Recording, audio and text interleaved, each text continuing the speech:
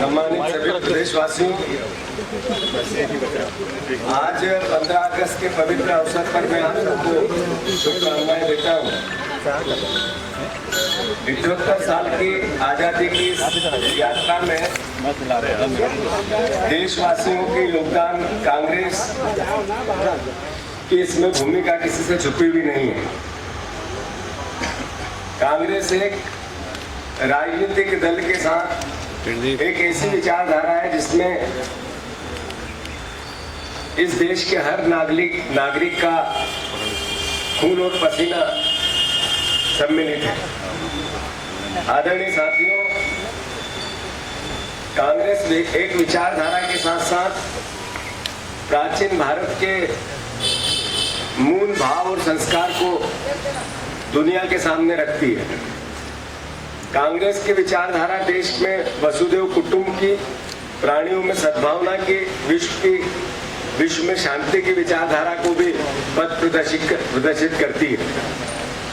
कांग्रेस की विचारधारा संविधान और मानवता की भी बात करती है।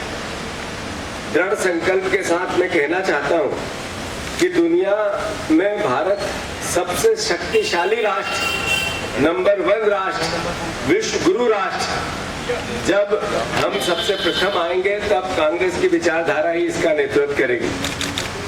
आज करोड़ों आजादी के वो मतवाले जिन्होंने अपना सब कुछ, अपने प्राणों से लेकर सब कुछ न्यौछावर किया, उनको भी हम अपनी श्रद्धा सुमन के साथ याद करते हैं। मैं आप सबसे आग्रह करता हूं कि देश की आजादी के साथ भारत के चहुमुखी विकास में हमारी विचारधारा ने, हमारे नेताओं ने, हमारे कांग्रेस जनों ने अपनी अहम भूमिका निभाई है। देश की आजादी में तो अपना योगदान दिया ही, पर देश के विकास और एकता और अखंडता में भी अपने प्राण न्यौछावर किए। महात्मा गांधी, पंडित जवाहरलाल नेहरू, इंदिरा गांधी, राजीव गांधी, ऐसे तमाम नेताओं ने देश की आजादी के बाद देश एकजुट रहे, इसकी एकता और अखंडता अक्षुण्ण रहे, इसके लिए अपने प्राण न्यौछावर किए हैं। आदरणीय साथियों, भगवान महावीर, गौतम बुद्ध, भगवान कृष्ण, महात्मा गांधी, इन्होंने दुनिया को प्रेम की बात कही, प्यार की बात कही, मोहब्बत की बात कही, मानवता की बात कही, न्याय की बात कही। हमारे उसी तरीके से हमारे नेता राहुल गांधी जी ने मोहब्बत, प्रेम और भाईचारे के लिए 4000 किलोमीटर पैदल चलकर प्राचीन भारत के उस भाव को आज की आने वाली भावी पीढ़ी को कैसे अवगत कराएं, इसके लिए प्रयास किया। इंदिरा जी ने दुनिया का भूगोल बदला, बांग्लादेश का निर्माण किया और भारत का मस्तक गर्व से दुनिया में ऊंचा किया। आज देश के सामने फिर बहुत बड़ी चुनौतियां हैं। संविधान बचाना कांग्रेस जनों की सबसे बड़ी अहम भूमिका आपकी और हमारी है। वोट के अधिकार को बचाना, ये कांग्रेस जनों के दृढ़ संकल्प के साथ एक विश्वास से इस लड़ाई को लड़ना हमारी जिम्मेवारी है। स्वायत्त संस्थाओं की स्वायत्तता बनी रहे, इसके लिए कांग्रेस जन अपनी भूमिका कैसे निभाए, इसका भी हम सब मिलकर संकल्प लें।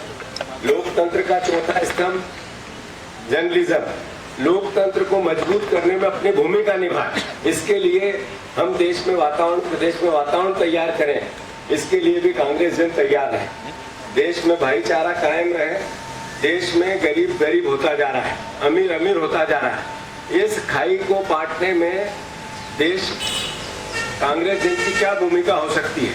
इस सरकार को जगाने के लिए जो आज की है प्रदेश की और देश की, गरीब गरीब होता जा रहा है, इस लड़ाई को गरीब की लड़ने में हमारी क्या भूमिका हो सके, इसके लिए हम अपनी भूमिका का निर्माण करें।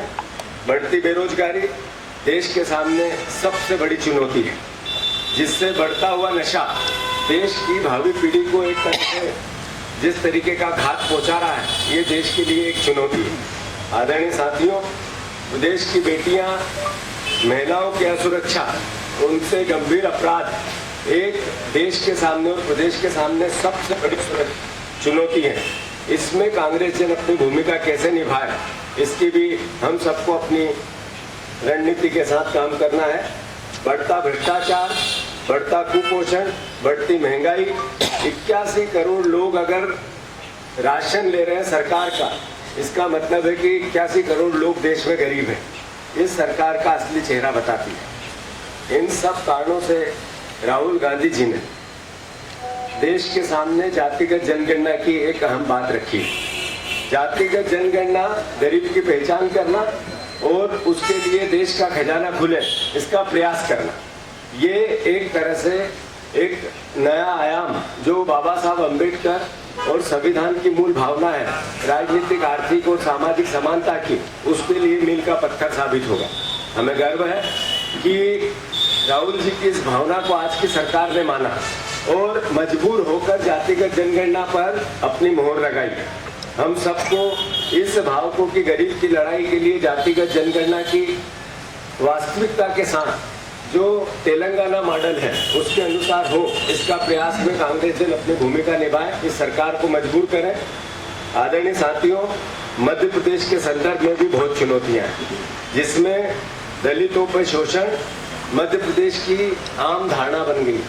जो महिलाओं पर अत्याचार, 21 बहनों का रोज बलात्कार, ये मध्य प्रदेश की इस सरकार के चेहरे को बताती है, इसके काम करने की शैली को बताती है।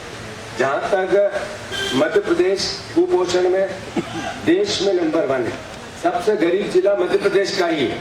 ये सब बातें इस बात का द्योतक है कि आज की जो सरकार है, ये सरकार सिर्फ कमीशन और भ्रष्टाचार में मध्य प्रदेश को एक तरह से लूटने में लगी है। हम सब अपनी इसमें भूमिका निभाएं कि आम जनता को इससे राहत कैसे मिले, विपक्ष की भूमिका हम कैसे निभाएं। सड़क से लेकर सदन तक कांग्रेस पार्टी सक्रिय है, लगातार इस सरकार के चेहरे को बेनकाब कर रही है, इसमें और तेजी आए, इसको लेकर हम सब प्रयास करें। इस वक्त हमें याद रखना है कि 15 महीने की जो हमारी सरकार थी, उसमें हमने सबसे बड़े जो फैसले लिए उसमें से 2 फैसले, एक किसानों के कर्ज माफ, इस सरकार ने उस योजना को बंद करके किसानों के साथ धोखा किया है। और दूसरा जो सबसे बड़ा फैसला था, वो फैसला है जो ओबीसी का 27% आरक्षण 50 करोड़ रुपए से ऊपर देकर भारतीय जनता पार्टी की सरकार ने, आदरणीय शिवराज सिंह जी चौहान जो हमारे पूर्व मुख्यमंत्री थे, उनने, वर्तमान मुख्यमंत्री आदरणीय मोहन यादव जी ने उस जातिगत ओबीसी के आरक्षण को रोकने के प्रयास को लेकर वकीलों को भेज दिए और कोर्ट ने लगातार इनके चेहरे को बेनकाब किया है।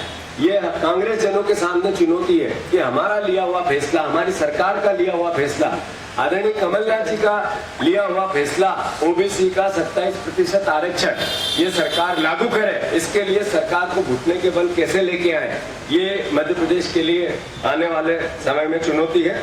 मैं फिर से सभी परिवारजनों को, कांग्रेस जनों को इन चुनौतियों से निपटने के लिए हम सब संगठित रहे, हमारा संगठन बड़ा करें। संगठन सृजन का कार्यक्रम प्रदेश भर में कांग्रेस पार्टी ने चालू किया है, जिसमें panchayat Congress committee, ward Congress committee के गठन के साथ जो लड़ाई वोट की चोरी की पूरे देश में राहुल गांधी जी ने चालू की है, ये पंचायत और बूथ पर कांग्रेस जन संगठन सृजन के माध्यम से संगठन को मजबूत करके कैसे लड़े, ये भावना हम सबको संकल्प के साथ लेनी है। भारत का हर नागरिक समानता, समता और धर्मनिरपेक्षता, न्याय के लिए कुर्बानी देने को तैयार है। देश की सीमाओं को अक्षुण्ण रखने वाली हमारी सेना को भी कांग्रेस पार्टी की ओर से मैं नमन करता हूँ।